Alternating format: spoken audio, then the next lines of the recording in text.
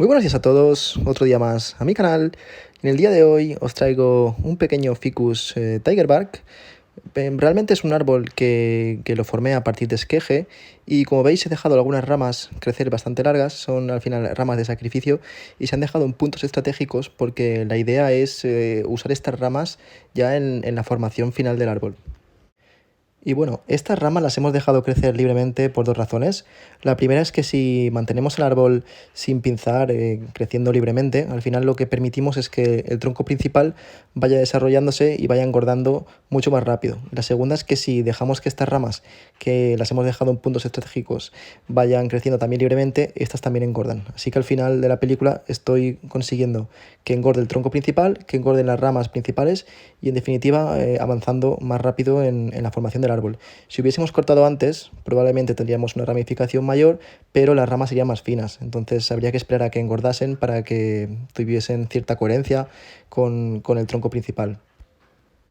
Y en el caso de los ficus, la verdad que no me preocupa que las ramas alarguen en exceso, porque los ficus son árboles que tú puedes podar en el punto que quieras y van a ramificar. Da igual que no dejes ninguna hoja, que no dejes ninguna yema, el ficus tiene muchísima probabilidad de desarrollar hojas a pesar de dejar un toconcito. Tampoco hay que pasarse, tampoco hay que dejar un tocón muy pequeño, pero bueno, dejar un trozo más o menos razonable y de ahí es muy probable que saque ramas.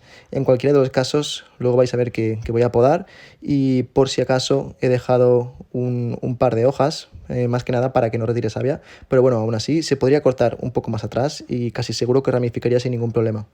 Esto es algo que solo se podría hacer con los ficus, quizás alguna otra especie también lo tolere, pero por ejemplo si pensáis en un arce, esto no funcionaría. Si tened en cuenta que los arces nunca brotan de los entrenudos, entonces siempre hay que dejar al menos un par de yemas para asegurarse de que se va a formar una nueva brotación.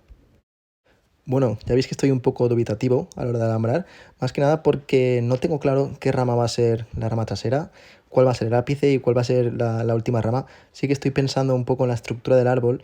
De hecho, bueno, he alambrado, he vuelto a desalambrar porque realmente me había equivocado.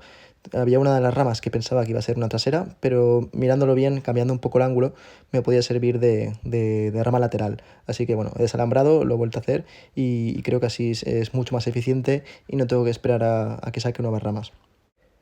En cualquiera de los casos, tened en cuenta que los ficus sacan brotes en casi cualquier punto.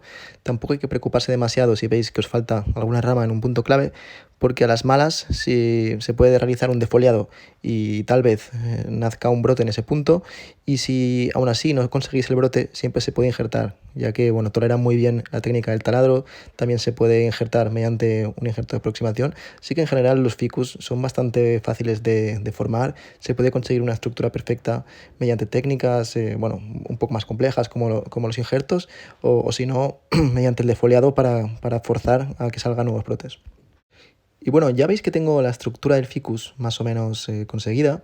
Ahora lo que estoy haciendo es solamente cortar a dos yemas, como decía antes, porque yo considero que las ramas están bastante gruesas. Tampoco me interesa que engorden mucho más.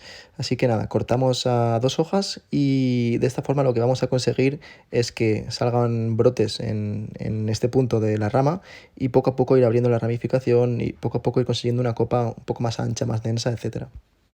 Y bueno, ya por último estoy dándole un poquito más de movimiento al ápice, porque muchas veces pensamos que le estamos dando demasiadas curvas, pero luego cuando el tronco madura, esta curva se suaviza bastante. Así que no hay que tener miedo de darle movimiento. Y ya por último, os muestro el árbol desde todos los ángulos. Espero que os haya gustado y nos vemos en el próximo vídeo.